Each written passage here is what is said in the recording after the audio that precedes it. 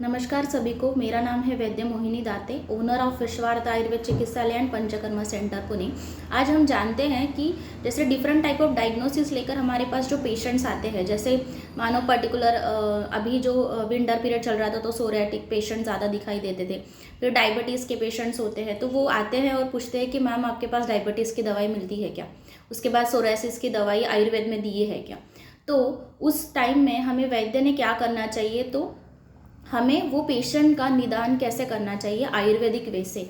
हमारी जो परीक्षाएं दी गई है, आयुर्वेदिक मेथड जो दी गए हैं, नाड़ी परीक्षण है, हम उनके जो हिस्ट्री जो टेकिंग करते हैं, वो डिटेल हिस्ट्री लेने के बाद हमें क्या डायग्नोस होता है, हमें क्या लगता है कौन से व्याधि में वो पेशेंट आता है, उस हिसाब से चिकित्सा करनी चाहिए, ना कि डायबिटीज़ की। तो ऐसा क्यों करना चाहिए? क्योंकि मॉडर्न का डायग्नोसिस आयुर्वेदिक चिकित्सा कभी नहीं करे, या तो फिर ऐसा भी होता है कि जैसे हमने बोल दिया कि डायबिटीज़ की चिकित्सा हमारे पास होती है, और डायबिटीज़ का पेशेंट्स का आपने ग्लोबली जो मेडिसिन वो पेशेंट्स यूजुअली प्रीफर करते ही है, जैसे पनीर फुल वो खाते हैं, सदाबहार चूर्ण खाते हैं, तो फिर हमें ये तकलीफ क्यों होती है। इस टाइप से चिकित्सा वो पेशेंट खुद ही करते हैं, तो उनको लगता है कि आयुर्वेदिक चूर्ण जो होते हैं वो डायबिटीज़ निकालते हैं। लेकिन अगर हम लोग डायबिटीज़ की ट्रीटमेंट करने जाएंगे तो पेशेंट पूरी तरीके से ठीक नहीं होता है। क्यों?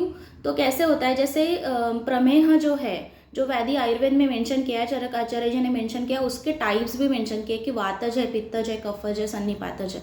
अगर वातज प्रमेय और उसकी कफज प्रमेय जैसी चिकित्सा की जाए तो वो पेशेंट को स्लाइट डिफरेंस दिखेगा, लेकिन वो पूरी तरीके से ठीक नहीं होगा, क्योंकि जो सिम्टम्स वातज के होते हैं पेशेंट्स के एंड कफज के होते हैं वो बहुत वैरी करते हैं।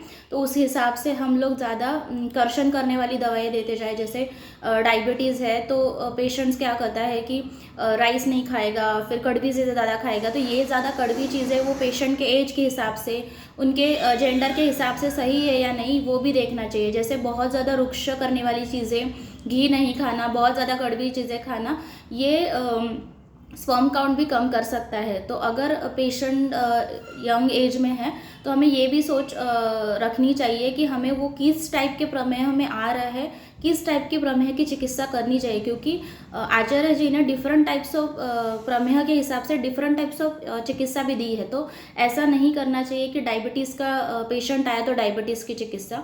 हमें क्या निदान होता है, उसकी क्या चिकित्सा देनी चाहिए, अकॉर्डिंग टू नाड़ी परीक्षा, अकॉर्डिंग टू हमारा केस टेकिंग, उसके हिसाब से चिकित्सा करें। जैसे सोरायसिस का आयुर्वेद में मेंशन है क्या? हाँ, बिल्कुल है, क्योंकि कुष्ठ के जो टाइप्स है, एक कुष्ठ वगैरह, सिद्ध कुष्ठ, ये सब सोराटिक एक्जिमा के इसमें हम लोग काउंट कर सकते हैं। जैसे उसके जो सिम्टम्स है, उस टाइप के सिम्टम्स हमें किस टाइप के कुष्ठ में मिलते हैं उसके हिसाब से। जैसे विटिलिगो का पेशेंट है तो वो किस टाइप के कुष्ठ में आता है, उसके हिसाब से हम लोग अगर चिकित्सा करें तो बहुत ज़्यादा सरल हो जाता है और बहुत अच्छा रिजल्ट मिलता है। जैसे डायबिटिक की चिकित्सा हमने पर्टिकुलर आयुर्वेद वैद्य के पास करी, 6 महीने 1 साल करी, लेकिन हमें कुछ भी रिजल्ट नहीं मिला। ऐसे भी पेशेंट्स कई बार मेरे पास आते हैं।